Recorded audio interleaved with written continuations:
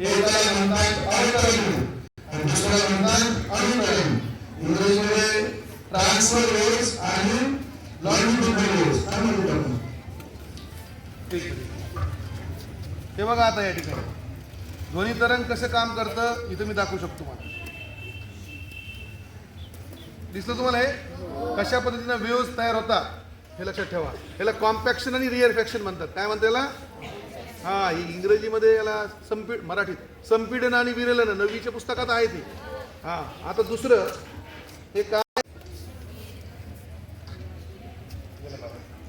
ध्वनी तरंगाला अनुतरंग म्हणतात. काय म्हणतात अनुतरंग. बरोबर बरोबर इकडे माझं इकडे वेव्हज दिसतं दिसतं. आता याच्यामध्ये आम्ही काय केलं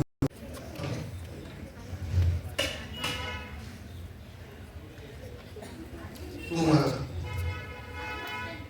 बरं आहे कशामध्ये अजून आपण